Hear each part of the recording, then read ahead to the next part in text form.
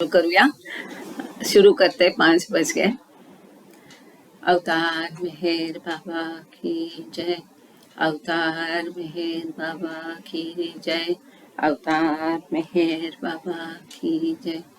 प्रियतम मेहर प्रभु, हमारे बीच में उपस्थित होकर प्लीज आप हम सभी को आपके दर्शन तथा सहवास का आनंद दीजिए और हमारा मार्गदर्शन कीजिए तथा आज से नया किताब जो हम शुरू कर रहे क्रिएशन एंड इट्स कॉजेज, वो समझने में आपका प्रेम सबके हृदय तक इसी प्रकार पहुंचने में हमारी मदद कीजिए। यही आपके प्रार्थना। थैंक यू बाबा। जय बाबा। Beloved God, help us all to love you more and more and more and more and still yet more till we become worthy of union with you, and help us all to hold fast to Baba's daman till the very end.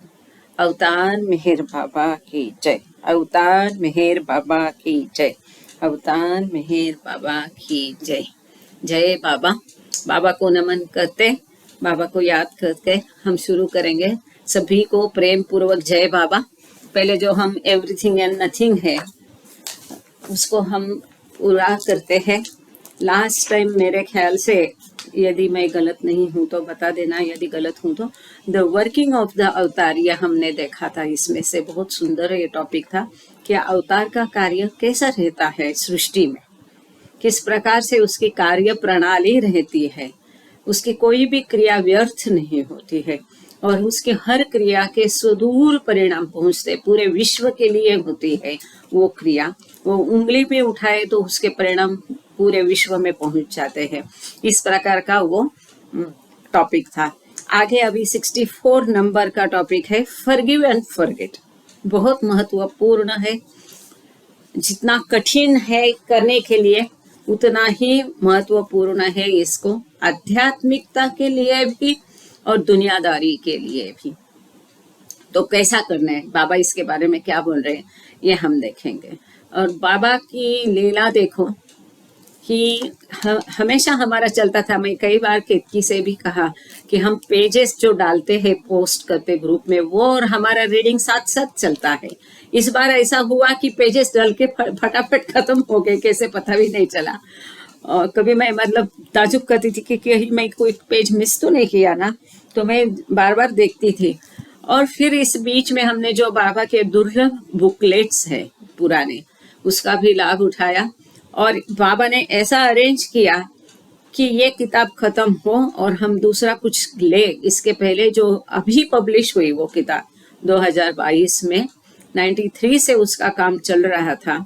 अभी वो India में आए भी नहीं है, cell के लिए उपलब्ध नहीं है। मैंने फ़ोन किए थे, किसी किसी को पूछा था, सारे ट्रस्टीज को पूछा था, मेरनाथ जी से लेके अंकल तक, किसी के पास नहीं थे। और बाबा ने ऐसा किया कि उसी दौरान मेहराबाद मेरा जाना हुआ।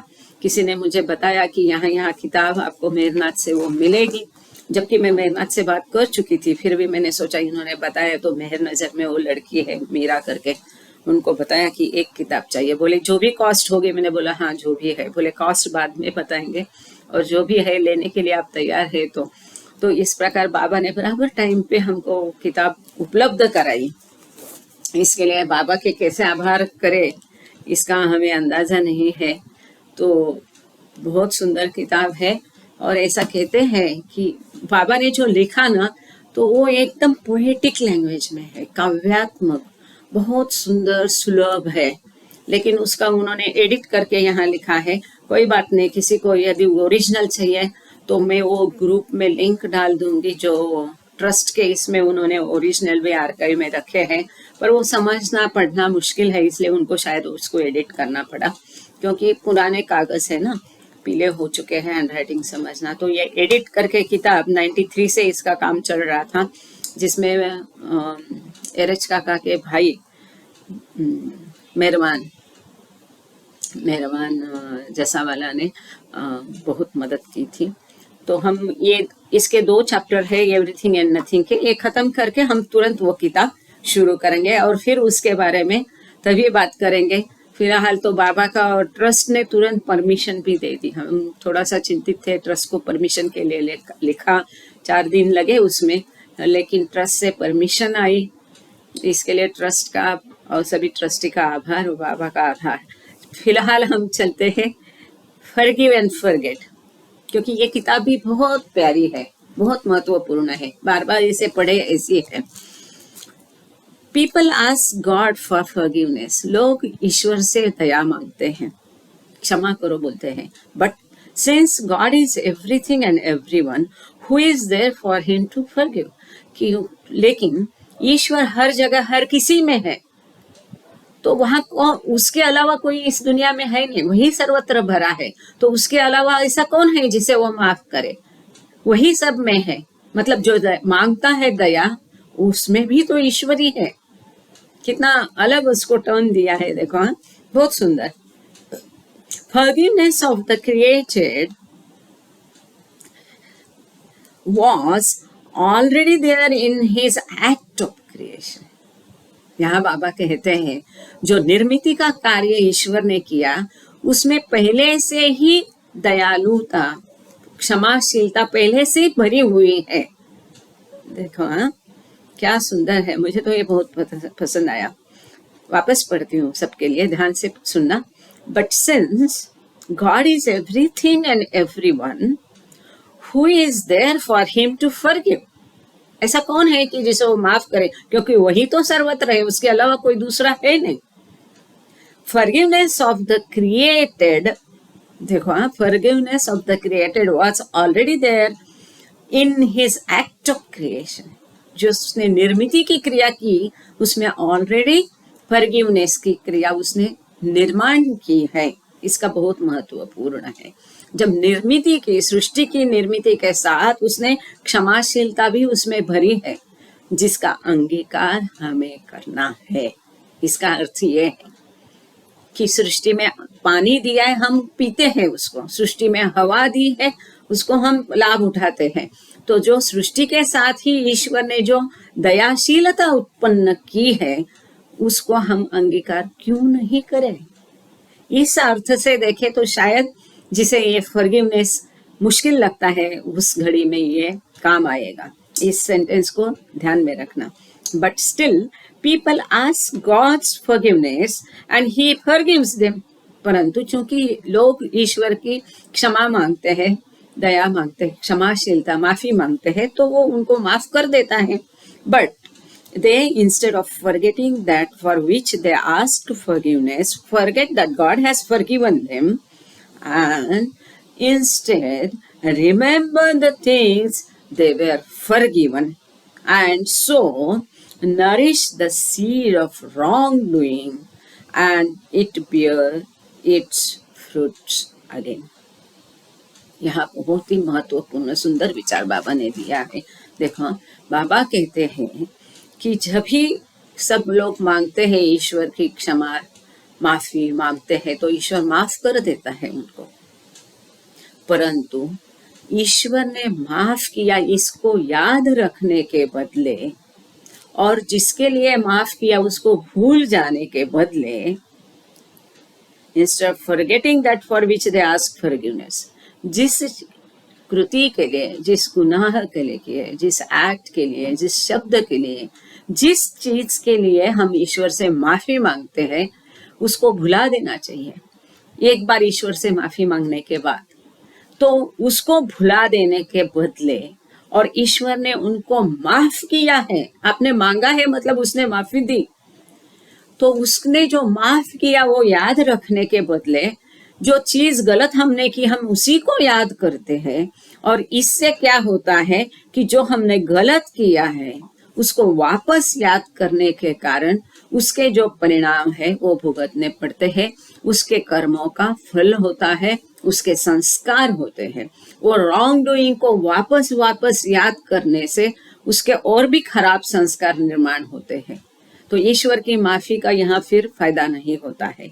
तो जो ईश्वर ने एक बार माफ किया है तो वापस इस चीज को याद नहीं करना चाहिए, परंतु केवल ईश्वर ने माफ किया इतना ही याद करना चाहिए। Again and again they plead for forgiveness, and again the master says, I forgive. वापस वापस पुनः पुनः वो माफी मांगते हैं, पुनः पुनः गुरु मास्टर ईश्वर उनको कहता है कि मैं तुमने माफ कर दिया. क्यों? Because he is the compassionate father. वो स्वयं दयालु है. इसके लिए बाबा कहते हैं, एक घटना थी,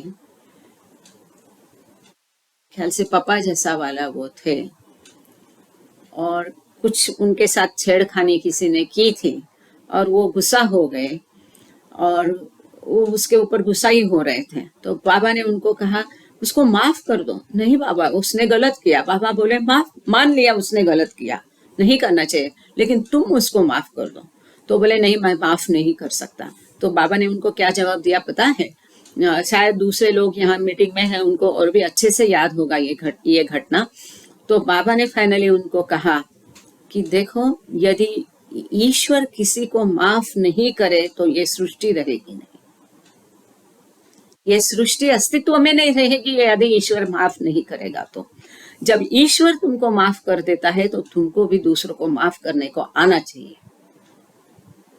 कितना मतलब ये सुंदर विचार था. तो आगे बाबा कहते हैं यहाँ पर कि वापस वापस पुनः पुनः वो माफी मांगते हैं और ईश्वर उनको पुनः पुनः माफ कर देता है. But it is impossible for men to forget their wrong doings and the wrongs done to them by others. परंतु बाबा ये भी जानते हैं कि मनुष्य के लिए उन्होंने जो गलत किया है उसको भुला देना, या दूसरे लोगों ने उनके साथ जो गलत किया है उसको भुला देना मनुष्य के लिए बहुत असंभव होता है. इम्पॉसिबल, असंभव होता है.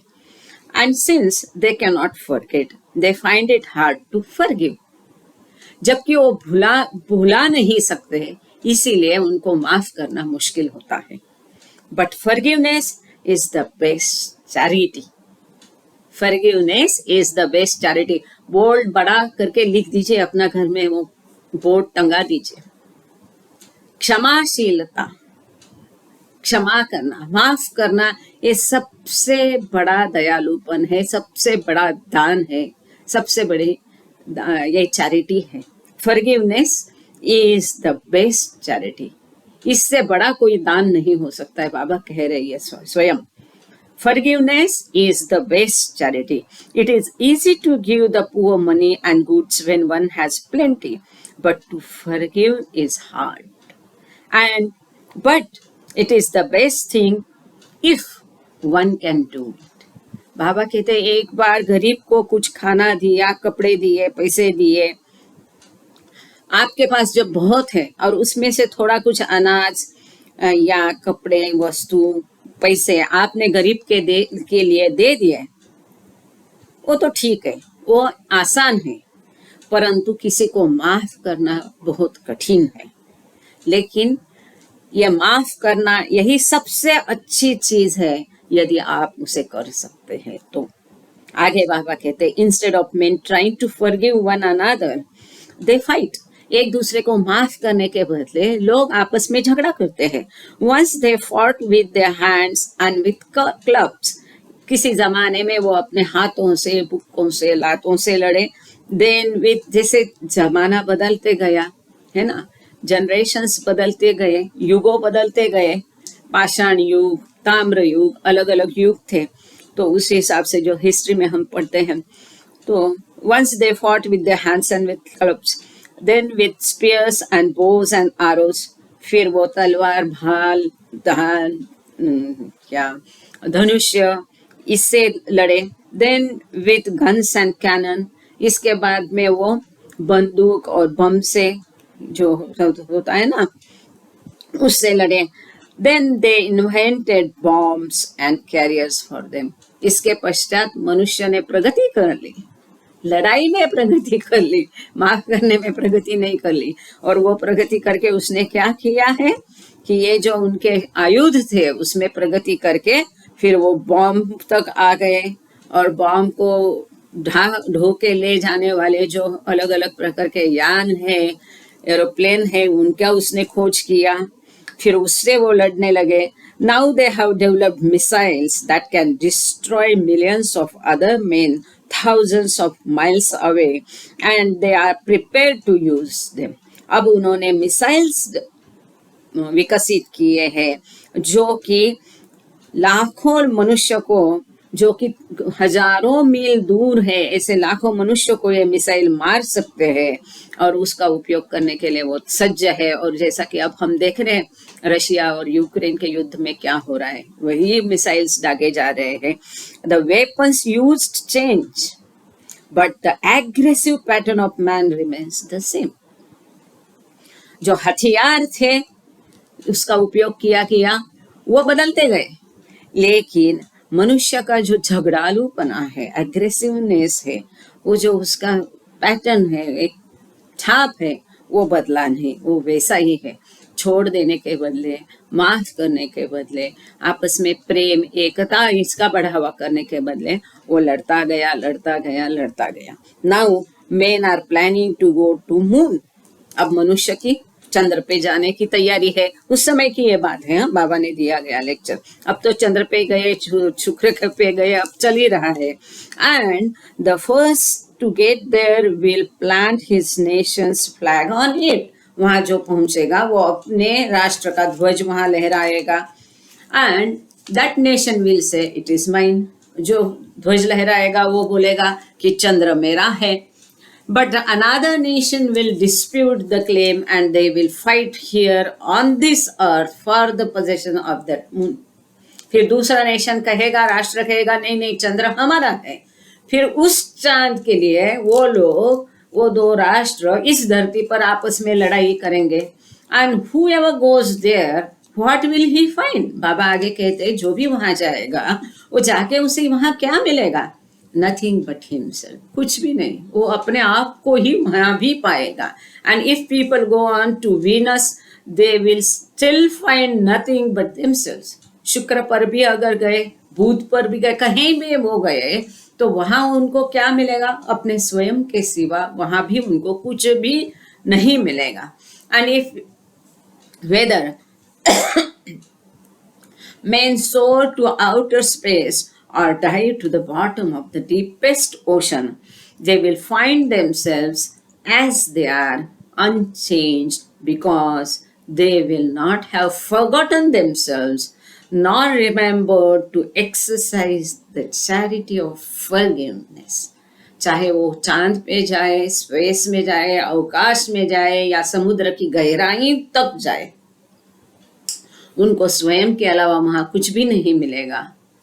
वो केवल स्वयं को वहां पाएंगे कि जो बदले हुए नहीं हैं, क्योंकि वो स्वयं को भूलेंगे नहीं हैं। और जो दयालुपन, जो माफी, जो क्षमाशीलता उनको बरतनी चाहिए, जो क्षमाशीलता की चैरिटी है, दान है, उसको अवलंब करने के बदले वो नॉट रिमेम्बर टू एक्सरसाइज, वो अपने आप को भी नहीं भूलेंगे और ये जो दयालुपन है, क्षमाशीलता है, उसको भी भूल जाएंगे, उसको भूल रहे हैं। Supremacy over others will never cause a man to find a change in himself. The greater his conquest, the stronger is his confirmation of what his mind tells him, that there is no God other than his own power. दूसरों के ऊपर प्रभुत्व जमाने के कारण वो अपने आप में कभी भी बदलाव नहीं पाएगा। औरों के ऊपर प्रभुत्व जमाने का जो उसका आदत है, उसके कारण supremacy over others will never cause a man to find, वो अपने आप में कोई बदलाव नहीं पाएगा। अपने आप में उसे क्या बदलाव चाहिए? क्षमा करने का बदलाव लाना चाहिए। जितना उसका दूसरों पर प्रभुत्व जमाने की आस होगी, वो जितनी स्ट्रांग हो गई, मजबूत होगी, उतना उसका मन का प्रभाव बढ़ेगा और उसका मन उसको कहता जाएगा कि दुनिया में और कुछ नहीं है, मेरी शक्ति, मेरी ताकत ही दुनिया में है, दुनिया में ईश्वर नहीं है, ईश्वर के अस्तित्व को वो नकारता जाएगा और स्वयं की शक्ति का अस्तित्व वो मानेगा, जो कि गलत है। And he remains separated from God the absolute power. केवल एक पवित्र जो निव्वल केवल जो केवल शक्ति ईश्वर की शक्ति है, उसको वो खो देगा। उस ईश्वर से वो हमेशा अलग रहेगा, सेपरेट रहेगा। जहाँ सेपरेटनेस है, जहाँ द्वैत है, द्वंद्व है, दुख है, पीड़ा है, यातनाएं हैं, वहाँ ईश्वरत्व पाने का वो अपने जो मूल मकसद है उसका, ईश्वर से एक होना, उससे और दूर चला जाएगा। But when the same mind tells him that there is something which may be called God, and further when it prompts him to search for God that he may see him face to face, he begins to forget himself and to forgive others for whatever he has suffered from them. So जैसा जैसा वो दूसरों के ऊपर विजय पाता जाएगा, वैसा वैसा वो बलवान होते जाएगा, उसका मन का प्रभाव बढ़ेगा, वो ईश्वर से दूर चला जाएगा। लेकिन यही मन यदि उसे कहता है कि कुछ तो है जिसे ईश्वर कहते हैं, और जब ये मन उसे आगे उद्युक्त करेगा कि इस ईश्वर को ढूंढने के लिए उसको उद्युक्त करेगा, और इस ईश्वर को पाने के लिए, उसको मिलने के लिए वो मन उसको बोलता रहेगा, पुश करता रहेगा, वैसे वैसे वो स्वयं को भूलते जाएगा। जैसे वो स्वयं को भूलना शुरू करेगा, वैसे वैसे वो दूसरों को क्षमा करना शुरू करेगा। उन लोगों ने स्वयं ने जो किया है उसको भूलता जाएगा, और उन लोगों ने उनसे, दूसरों से, औरों से यदि वो उसको पीड़ाएं सहनी पड़ी, यातनाएं मिली, तो उसको भी वो क्षमा करता जाएगा। And when he has forgiven everyone and has completely forgotten himself, he finds that God has forgiven him everything and he remembers who in reality he is. जब इस तरह से वो दूसरों को क्षमा करता जाएगा और अपने आप को पूरा भूल जाएगा, स्वयं को भुला देना, खुद ही को मिटा देना, स्वयं का अस्तित्व जो सेपरेटनेस है, द्वैत भाव है, ईश्वर से जो अलगत्व है, इसको भुला देना है। क्योंकि बाबा कहते हैं दूसरों ने जो तुम्हारे साथ किया है गलत, उसको भुला देना तो मुश्किल है। आप अपने आप को भुला दो, अपना जो स्वतंत्र अस्तित्व है, पृथकत्व है, सेपरेटनेस है, अलगत्व है, इस भावना को मिटा दो, खुद को भुला दो। जब वो खुद को भुला देगा, तब उसके जो भी कर्म है, क्रिया है, वो सब के लिए ईश्वर उसको माफ कर देगा। जब ईश्वर उसको माफ कर देगा, तब उसे पता चलेगा, तब उसे याद आएगा कि उसका मूल स्वरूप क्या है, वास्तव में वो क्या है। वास्तव में वो ईश्वर है। मतलब उस समय जब ईश्वर उसके सब किए को माफ कर देगा।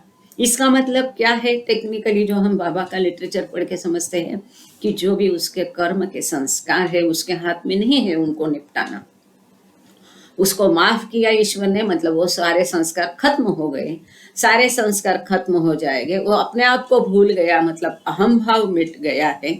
यहाँ पर उसका कौन सा अहम भाव? खोटा अहम, पृथकत्व का अहम, जो उसको सेपरेटनेस, द्वैत भाव मिट गया, तो वो ईश्वर को पाएगा, अपने मूल स्वरूप को पाएगा, मतलब स्वयं ईश्वर हो जाएगा। ये है प्रेम की ताकत। कि बाबा ने कहा कि प्रेम इतना स्ट्रांग है, इतना शक्तिशाली है कि इसमें सारे योग, सारे जप, तप, साधन सब समाविष्ट है। दुनिया में जितने भी है, इसके बाहर नहीं है। ये प्रेम मनुष्य को ईश्वर बनाता है। तो यहाँ पर जब प्रेम होगा तब वो दूसरों को माफ कर देगा। जब वो दूसरों को माफ करेगा, अपने आप को भुला देगा। फॉरगेट मतलब खुद को भूलना है यहाँ पर। जब हम खुद को भुला देंगे तब हम दूसरों को माफ कर सकेंगे। हम दूसरों को माफ कर सकेंगे तो ईश्वर हमको माफ कर देगा। जब हम ईश्वर हमें माफ कर देगा तब हम अपने मूल स्वरूप को पहचान लेंगे। इस तरह का ये फॉरगिव एंड फॉरगेट, फॉरगेट मतलब अपने आप को भुला देना है। और वैसे भी दुनियादारी में किसी ने कुछ गलत आपके साथ किया, उसको भूल देना, भुला देना, या उसको याद नहीं करना और उसको माफ करना, उसकी मदद करना, उसको फिर भी प्रेम से उससे व्यवहार करेंगे तो अच्छा ही है। भौतिकता में भी प्रैक्टिकली आपका सरदर्द खत्म हो जाएगा, कम हो जाएगा। आगे का लेक्चर है 65, इग्नोरेंस पर्सोनिफाइड। इग्नोरेंस अज्ञानता का प्रगटीकरण या मूर्तिमन अज्ञानता। God is indivisible one and is indivisibly in each one and everything। जिसको विभाजा नहीं जा सकता, ऐसा है। ईश्वर एक ही है, उसको उसके टुकड़े नहीं किए जा सकते। ये भगवान अलग है, वो नाम अलग है, ऐसा नहीं हो सकता है। और ऐसे अखंडत्व, अखंड है वो। उस अखंडत्व में वो सब में है, सब चीजों में है। He is in each one and everything। सभी चीजों में है और हर एक में, हर जीवात्मा में ईश्वर है। What is it then that causes apparent divisions? यदि ऐसा है तो ये जो ऊपर ऊपर हमें विभाजन दिखता है, प्रतीत होता है, मालूम पड़ता है, वो क्या है? There are no divisions as such, but there is an appearance of separateness because of ignorance। वास्तव में ऐसे कोई विभाजन है नहीं, अलगत्व है नहीं, विभाग है नहीं, खंडता है नहीं, पर खंडता है, विभाग है, ऐसा हमें प्रतीत होता है। appears, ऐसा लगता है। और वो क्यों लगता है? हमारे अज्ञान के कारण। हमारा अज्ञान क्या है? द्वैत भाव, यह हमारा अज्ञान है। मतलब क्या? हम अपने को अलग समझते ईश्वर से, हम दूसरे से, हम अपने आप को अलग समझते हैं, जबकि हम सब एक हैं। हमें ये एकता का भाव हम में प्रस्थापित करना होगा। जब हम एकता का भाव प्रस्थापित करेंगे, बाबा ने कहा, तब हम एक दूसरे को प्रेम कर पाएंगे। तब विश्व में बड़े से बड़े सामाजिक प्रश्न है, उनका अच्छे से सुझाव सुलझ जाएंगे। तब विश्व में बंधुभाव प्रस्थापित होगा। तो जो कोई भी आत्मा भी अखंड है, उसका भी विभाजन नहीं हो सकता है। इसलिए ये जो हम अलग अलग दिखते हैं, ये भास है, वास्तव में हम अलग नहीं है। ये हम अलग समझते, ये हमारा अज्ञान है। और इसीलिए बाबा कहते हैं, I have come not to teach but to awaken. ये जो हमारी अज्ञानता की भावना है, इसमें से हमें जागरूक करने के लिए, और वो जो हम अलगत्व, हमारा नो सेपरेटनेस बताने के लिए बाबा आए हैं। जागृति वो वास्तव ज्ञान है। वास्तव जो बाबा ने 7 तत्व बताए, मूल तत्व, उसमें जो बाबा ने कहा कि व्हाट इज रियल नॉलेज, ये जानना कि मैं ईश्वर से अलग नहीं हूँ, बाकी लोग मुझसे अलग नहीं है, हम सब एक है। ये जो एकत्व भाव है, इसे जानना, यही असली ज्ञान है। This means that everything is of ignorance and that everyone is ignorance personified। इसका मतलब ये है कि सब कुछ अज्ञान है और हर जो है, हर कोई जो है दिख रहा है, वह अज्ञानता का प्रगटीकरण है। इसको भाऊजी ने कैसा लिखा है वो एक बार हम फटक से पढ़ लेते हैं। तब वह कौन सी चीज है जो प्रकट खंड उत्पन्न करती है? यथार्थ में कोई खंड नहीं है, किंतु अज्ञान के कारण पृथकता दिखाई पड़ती है। इसका यह अर्थ है कि हर एक चीज अज्ञानता से उत्पन्न हुई है और हर एक व्यक्ति अज्ञानता की साक्षात मूर्ति है। हम क्या है? अज्ञानता की मूर्ति है हम लोग। A drop in an ocean is not separate from the ocean। समुद्र में जो एक बिंदु होता है, वो समंदर से अलग होता है क्या? नहीं। उसका अस्तित्व मतलब वो समंदर है। समंदर नहीं रहेगा तो बिंदु नहीं रहेगा। It is a bubble over the drop that gives it an appearance of separateness, but when the bubble bursts, the drop is not and the indivisible ocean is। ये जो एक बुलबुला है, वो बिंदु के, ड्रॉप के, थेंब के, ड्रॉप को क्या कहते हैं, बूंद, हाँ, ये बूंद के ऊपर जो एक बुलबुला है, ये बुलबुले के कारण उस बूंद को लगता है मैं अलग हूं। वो बुलबुले के कारण उसको सेपरेटनेस के, अलगत्व के भाव पैदा होते हैं, वैसा लगता है। परंतु जब यह बुलबुला फट जाता है तो वो बिंदु सागर में समा जाता है और वो सागर के साथ एक हो जाता है, वहां उसका अलग अस्तित्व नहीं रहता है। हम सारे ये बुलबुले हैं। When the bubble of ignorance bursts, the self realizes its oneness with the indivisible self. ये जो अज्ञानता का हमारा बुलबुला फट जाता है, अज्ञानता का बबल है, वो अज्ञानता का बुलबुला जब फट जाएगा तब हम अपना स्वयं का मूल स्वरूप जान जाएंगे, अपने आप को जान जाएगा, आत्मज्ञान होगा, आत्म जागृति होगी और तभी जो अखंड एक है उसके साथ हम एक हो जाएंगे, उसमें हमारा विलय हो जाएगा, अपने मूल स्वरूप को हम पा जाएंगे। Thank you Baba, thank you all. ये सुंदर किताब यहाँ समापन हो गया। हम ज़्यादा इसको अभी आगे बढ़ाएंगे नहीं, यहाँ किताब खत्म हो गया, इसका पढ़ना हमारा संपन्न हो गया। इसमें आखिरी 3 लाइनें हैं, वो पढ़ के, बहुत प्यारी किताब है, इतनी ऊर्जा बाबा ने इसमें भर के रखी है, इतना प्रेम है। पूरी किताब में बाबा ने जोर दे के यही एक बात कही है कि एकता, no separateness, no separateness, no separateness. Words that proceed from the source of truth have real meaning. जो अंतिम सत्य है उससे जो शब्द निकले हैं उनको ही खरा अर्थ है और बिल्कुल सही है। But when men speak those words as their own, the words become meaningless. लेकिन मनुष्य जब इन्हीं शब्दों को बोलता है वो अर्थहीन हो जाते हैं। जब अंतिम सत्य ईश्वर इन शब्दों को बोलता है तब उसमें गहन अर्थ उनको प्राप्त हो जाता है। कितना सही ये सेंटेंस, बहुत सही उसमें इन्होंने यहाँ पर डाल के रखा है।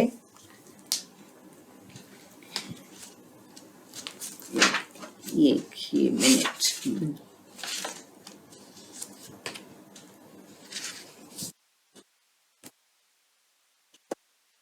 Words that proceed from the source of truth have real meaning.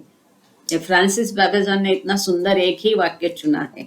But when men speak these words as their own, अपना करके जब उनको बताते हैं तो these words become meaningless. ईश्वर के शब्दों में बहुत ऊर्जा है, इसलिए बाबा के स्वयं के शब्द, विचार, लेक्चर पढ़ना बहुत जरूरी है। इतनी ऊर्जा, इतना प्रेम, इतना कुछ बाबा ने उसमें देके रखा है। कब किस चिंगारी आप बाबा ये कर देंगे, कब वो चिंगारी आप में प्रद्युप्त हो जाएगी, प्रदीप्त हो जाएगी, पता नहीं किस वाक्य से, किस सेंटेंस से, किस शब्द से। तो यहाँ एक लास्ट बाबा का सेंटेंस है, इसको पढ़ेंगे हम। वेदर मैन सोर टू आउटर स्पेस और डाई टू द, यही हमने जो अभी देखा, ये उन्होंने कि आकाश की गहरा, मनुष्य चाहे अवकाश में जाए या समंदर के गहराई में जाए, वो जब तक अपने आप को भुला नहीं देगा तब और दूसरों को माफ नहीं कर देगा तब तक स्वयं का असली स्वरूप वो जान नहीं पाएगा। यही उन्होंने आखिरी में लिखा है। Thank you Baba, thank you all very much. अब हम शुरू करते हैं, यहाँ में अल्प विराम लेती है, दूसरा किताब हम शुरू करेंगे, important, creation and it's causes. शायद उल्टा दिख रहा होगा आपको, तो ये बहुत बढ़िया किताब है। इसका रिकॉर्डिंग हम अलग कर देंगे। जय बाबा।